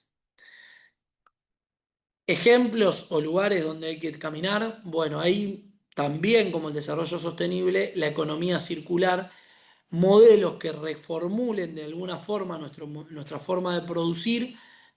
Hace poco se llevó adelante un informe en industria, producto de la REP, que fue bastante bien llevado por los especialistas, donde se estudia un poquito la responsabilidad extendida del productor y cómo aplicamos la economía circular en la idea de tratar de usar la menor cantidad de materias primas para reducir nuestros desechos, para reingresar en nuestro sistema productivo nuestros materiales. Puede ser desde nuestro celular, nuestro auto, hasta la construcción, hasta la industria de la construcción. El amplio impacto es realmente muy significativo, por lo cual siempre apoyo a que se tengan una mirada no solo de ambiente, no solo de climática, sino con la economía circular como uno de esos objetivos a llevar adelante. Esa economía circular tiene mecanismos de debate, muchos en el mundo o en la región, la fundación que principalmente creó este concepto, pero existe el foro en Latinoamérica, que es la Coalición de Economía Circular, existen los diferentes debates, el World Economic Forum, Circular Economic Forum, que es el que se lleva adelante todos los años. El año que viene va a ser en India, de Circular Economic Air, y después los foros y las cumbres que se llevan adelante en esto. Reflexiones actuales. Yo quiero por ahí también traer un poquito qué nos está pasando en este mundo, ¿no? Discutir un poquito qué pasa en este mundo. Estamos en un mundo que cada vez está más complejo rechaza más la gobernanza internacional, rechaza más ese multilateralismo como idea o camino para transitar nuestro futuro. Y ese multilateralismo se ve en qué aspectos. Bueno, el no funcionamiento de de la OMC es uno de ellos. Por eso las fluctuaciones en las imposiciones impositivas de Trump a los diferentes países no tienen ningún lugar de debate o ningún lugar decisorio por fuera de las tomas de decisiones del gobierno, porque el funcionamiento de la Cámara o del Tribunal del GAP no funciona. El multilateralismo se ve en el rechazo de algunas de estas ideas políticas al cambio climático, que el cambio climático, en caso de no ser, que en realidad está más que demostrado por los científicos, por eso yo me inclino más en tomar la idea de la ciencia, vengo de la ciencia, estudio de la ciencia, así que ese es mi lugar, no tomo otras ideas, las ideas sustentadas, bueno, nos muestran que existe un problema real de cambio climático, que existe un problema real que nosotros tenemos que abordar, pero que ni Estados Unidos ni China lo están tomando. ¿Podemos decir que China está desarrollando mayor tecnología verde? Sí, porque está más demandada. ¿Que para Estados Unidos eso es un problema? Sí, sin lugar a dudas. Los primeros discursos de Trump y las decisiones de ahora son Build Baby Drill. Entonces ahí hay un aspecto a tener en cuenta. Y después lo otro es la situación bélica. Tenemos el conflicto bélico en Ucrania. Medio Oriente, que esperemos estas últimas noticias nos pongan de buen humor, sobre todo por la situación humanitaria, y las tensiones entre en Corea y en Taiwán. Estos aspectos de las tensiones llevaron a decisiones como, por ejemplo, la OTAN tener que subir sus inversiones en armamento. El conflicto, la tensión entre la Unión Europea y Rusia muestran que Alemania no estaba exactamente armamentísticamente preparada para este conflicto, para sostenerlo. Francia un poco mejor, pero Alemania veía que se tenía que apoyar mucho en Francia y Estados Unidos veía y decía, ustedes son parte de la OTAN, no pueden ser menos, tienen que invertir. Y en ese punto España dijo, mira, yo tengo objetivos y la verdad es que no logro cumplirlos, tengo bastantes conflictos y esto se asemeja o se complejiza en el... Sí, dale, ahí voy. Esto se complejiza en el sistema cuando nosotros establecemos el, que la Unión Europea tiene grandes conflictos de deuda, Italia y Francia a la cabeza, Francia principalmente y con los conflictos internos que eso establece.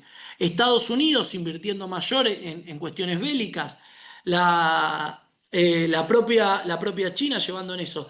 Entonces lo que tenemos nosotros acá es una complejidad de un mundo que está mirando o rellevando sus inversiones hacia inversiones bélicas y está dejando de invertir en un mundo más desarrollado y en un mundo mucho más tranquilo. Ahora, el otro problema también es para dentro de los propios estados. Los estados no están dando respuesta a la cantidad de servicios que hoy demanda la sociedad. Y en estas mega instituciones que se han mega desarrollado, encontraron sistemas mucho más complejos para, digamos, evadir, pero no es evadir la palabra, porque es evitar el pago de impuestos o tributos dentro de los propios estados. Los estados, lejos de unirse, discusión que se llevó en el G20 hace muy poco, también en la última cumbre, donde vos ves que los estados, en vez de decir, che, tenemos un problema y afrontarlo, combaten entre ellos. ¿Por qué? Y bueno, acá lo vemos. ¿Qué te conviene tener? Bueno, si yo soy dueño de una empresa, me pongo mi domicilio fiscal en Uruguay, tributo mi domicilio de la empresa en Paraguay y produzco acá en Argentina. Nada, es complejo y encima le demandamos más al Estado. ¿Cómo evaden esos grandes y nuestros estados pierden poder adquisitivo? Pierden poder de fuego y por lo tanto abajo lo que se ve degradado, además de las malas gestiones y de las cosas que son más que evidentes, es que nuestros estados tienen menos poder de fuego y tienen menos dinamismo, producto de los mecanismos donde perdemos poder de recaudación y por el otro lado lo que nos pasa es que competimos entre nosotros. Finalmente, algunas de las cosas que me gustaría, y con esto cierro, algunas de las cuestiones que serían lindas o académicamente, ¿no? Siempre hablando, tener en cuenta por dónde van a caminar algunas cuestiones tributarias, ¿no? ¿Cómo se va a escalonar el precio del carbón? ¿Cómo se va a establecer un impuesto a esto? Porque las crisis van a ser cada vez más evidentes, porque los tribunales internacionales y los internos ya están reconociendo el clima como un problema. Problema de carbón en frontera, a ver cómo se va a llevar adelante. Estimo que las nuevas direcciones de la Unión Europea lo verán. ¿Qué pasa con plásticos si realmente se complica, se termina firmando el Acuerdo Internacional de Plásticos? ¿Y qué pasa si van a existir tasas coordinadas entre provincias, un ecoimpuesto de monouso, o cómo se vaya a llevar adelante el tema de plásticos? Los créditos de carbón, ¿qué vaya a pasar con eso? Si vamos a generar un sistema propio que responda al artículo 6 del sistema internacional. La revisión de los tributos fósiles, estamos muy cerca de reformar la idea de que se prohíba la subvención a empresas que produzcan hidrocarburos. Lo frenaron principalmente los países de la OPEP. Y ahora vemos el análisis riesgoso ahí con la situación del RIGI, a ver cómo eso se impacta en ese sistema. Las aduanas verdes, qué pasa con las compras públicas verdes, principalmente cómo vamos a tratar de conservar. Y el transporte. ¿Me esperan un segundito? Sí, sí, ya cierro, ya cierro, ya cierro. Y con esto, ¿qué pasa también con los datos de Escazú y esa trazabilidad? Con esto doy cierre. Si me dan un minutito mientras van preparando las preguntas, me tengo que cambiar de oficina, pero porque tenemos un Sí, problema acá no hay con algo problema, no hay problema. y aceptamos, y voy aceptando las preguntas. De todas formas, Facundo, bueno, te agradecemos primero desde toda la Mesa Directiva Nacional tu exposición, tu claridad, pero bueno, no tenemos preguntas, así que vamos cerrando. Y bueno, los esperamos a todos el 20 de noviembre, que es la última jornada de diálogos tributarios.